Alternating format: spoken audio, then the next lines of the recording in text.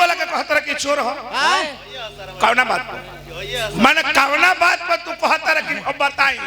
बेंजू के जवाब बेंजू जानता हम समय ना गाड़ी के सवारी में चोरा के ले भागी ले बबुआ ई कुल जवाब ना देबे वाला एगो हो बेंजू वाला बा हाय देखी तो हाउ सरवा अलग बोले जोगिंदर सिंह बभन गावा हेलो ई कुल ना बोले आवेला ना मैं ही जवाब ना देबे वाला ना ऊ पाहुन खजे खते आइल बड़ा दामाद खजे खते आइल बड़ा ना गाड़ी मार अब देखी लागत कदम रसूल का सार बन वही जो बा डी डी डी डी देखो सरवा आई बा बिंजुआ लेके शट से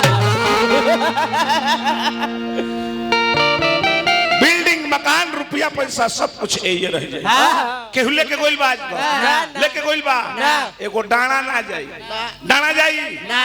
ना जाई सब रह जाई ये विचार करब हमारा बात पर अरे बिल्डिंग भले होई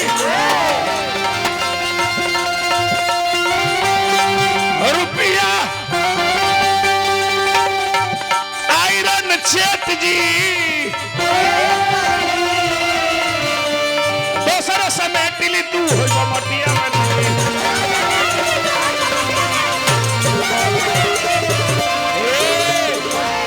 यूट्यूब वाला भाई तने बेंजू वाला का तने मुंहवा का फटौआ खींच लियल काहे से कि ओइसन मुंह तारा लोग के फिर मिली ना बाप रे बाप कितना घमंड बस तनरी राम हो राम अभियंता जी ऐसी बानी बोली मन का आपा खोए औरन को शीतल करे आप हो शीतल होए अब हम का जानता नहीं जे कहां गोइल होने जाके कजने गाड़ी कराउलिए के काम ओकर कोनो हम जिम्मेवारी बनी और तू अपन सामान के तू जाना भा लगले बबुआ बिल्डिंग फ्लैट रुपया आयरन सेठ जी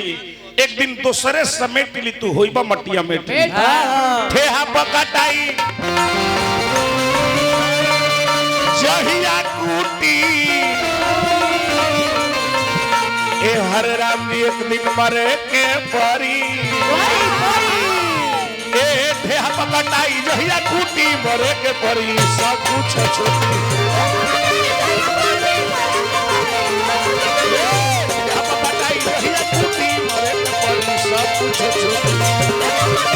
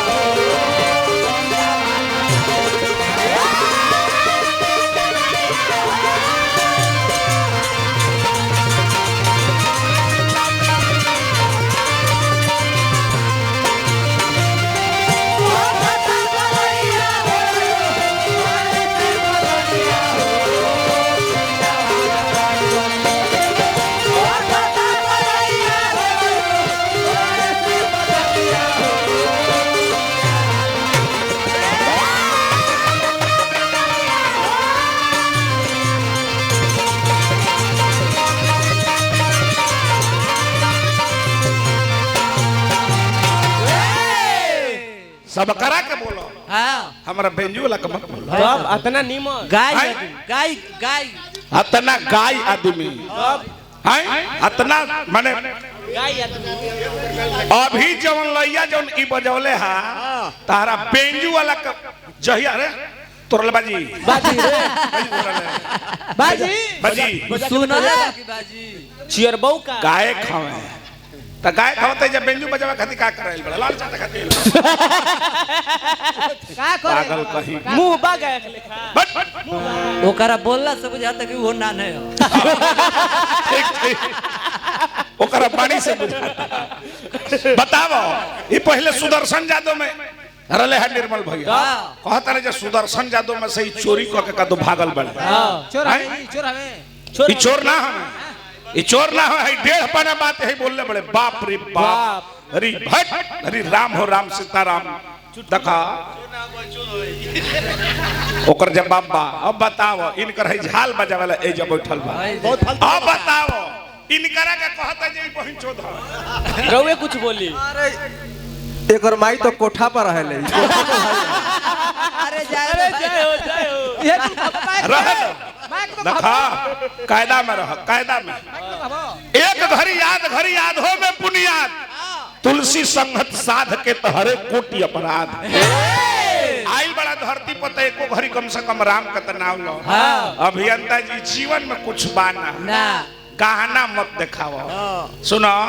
गहना रुपया पैसा सब कुछ चल जाई देखा मैं तहर गहना रह जाइए चल जेबो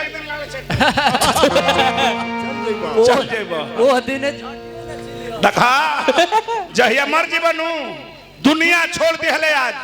रविंद्र पिताजी हमरो बाबा दुनिया छोड़ दिहले तोहरो बाबूजी चल गेले अरे धन से रुपया से केहू के औलाद से रुपया से केहू के पेट नहीं के भरल नहीं के भरल सुन मर्जी बनू लोग कहता जे हमार लइकवा हमारा का बहुत मानेला मर्जी बनू अभियंता जी तहार लइकवे तहार छठिया ना सही छिलिया से ना कहे से जाते एही तरह लहक जाए आई देखा तो लकड़ी कम लागी आए सरोज राय जी हमारा का दिला बने पुरस्कार हार्दिक स्वागत बा अभिनंदन बा वंदन बा अरे तैयाबा था बिहारी है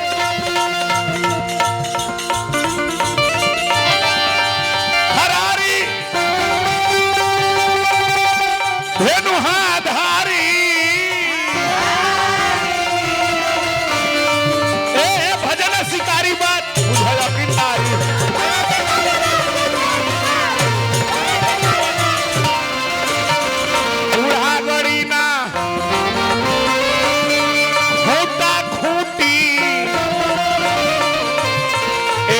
मरे के परी ए बूढ़ा बड़ी ना घुटा घुटी मरे के परी सब कुछ छुटी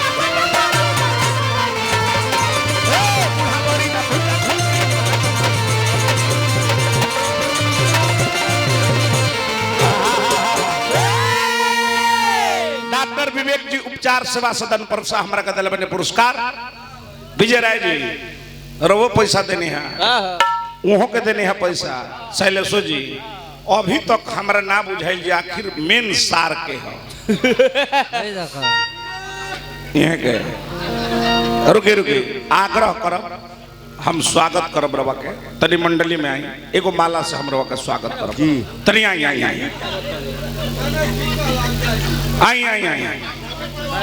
ना पहले रौरा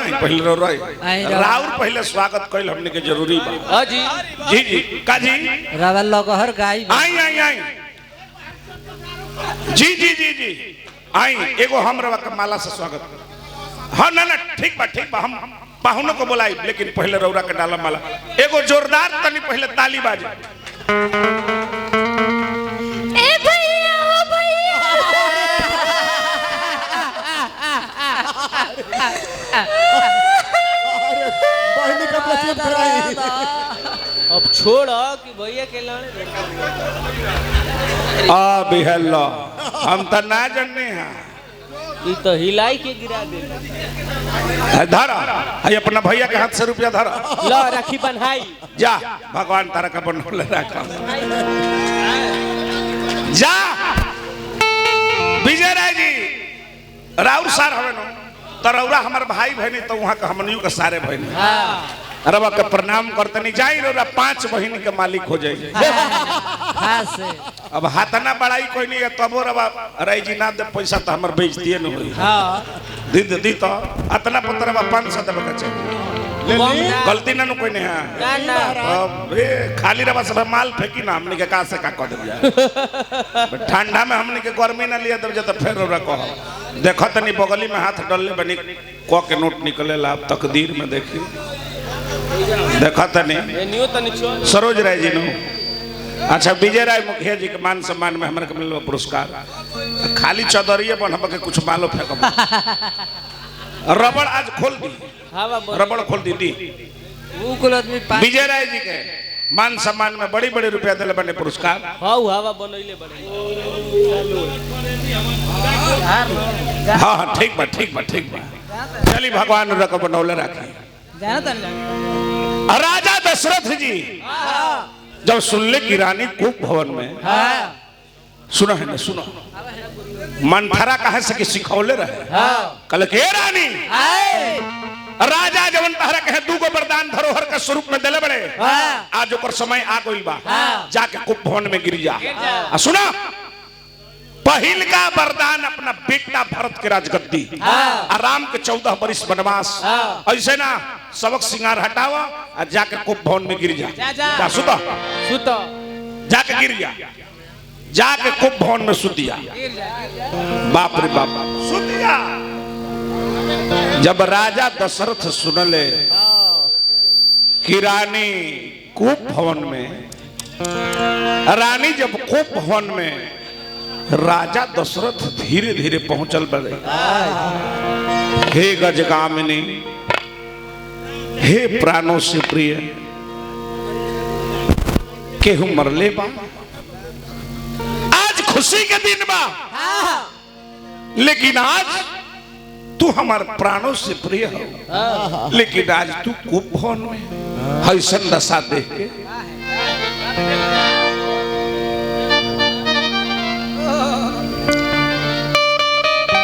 काहे खीसी आइल बारू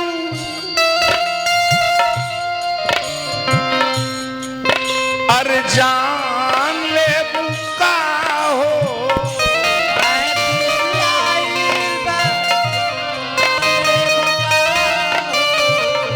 काहे खीसी आइल बारू जान ले बुका हो बोला हमर चिरई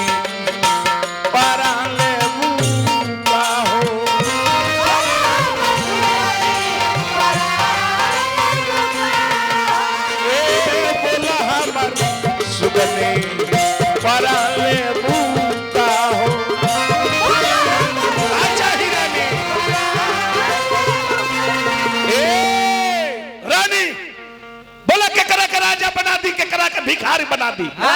तरह के का चाहिए सोना चांदी रुपया पैसा खजाना सोना रात सौसे दुकान ले बुका हो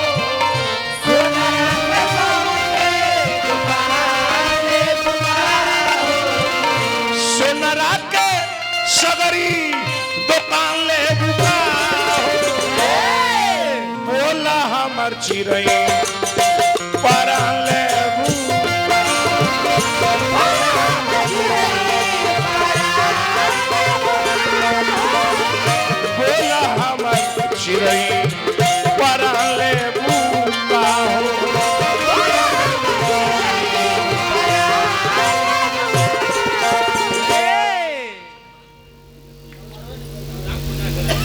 चुप रही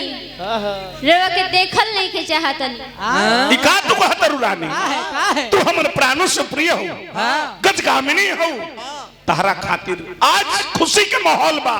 आज खुशी के माहौल में तू आज कूप भवन में रानी तरह के का चाहिए रानी बोला बोला जान मांगे तो हम दे दे एकदम दे हम का तू कह देलू जवने कहबू तवने होई रानी दादा खुला दे दो होना सली होने दे दो होने दोनों ओर सली प्रसंग के माहौल लिखे बिगाड़े के तनके से खाली बस 5 मिनट रानी बोलो अच्छा का तहरा के चाहिए सोना चांदी हीरा पैसा रुपया रघुकुल रीत सदा चली आई अप्राण जाई पर वचन जाई रानी हम खानदान के हई हमारे खानदान के राजा हरिश्चंद्र सत्य के कारण अपना बेटा के बेच दिले अपना मेहरारू के बेच दिले अपने स्वयं डूम के हाथे बेचा गइले हम खानदान के हई रानी तू का चाहता रू बोला बोला चौने कहबू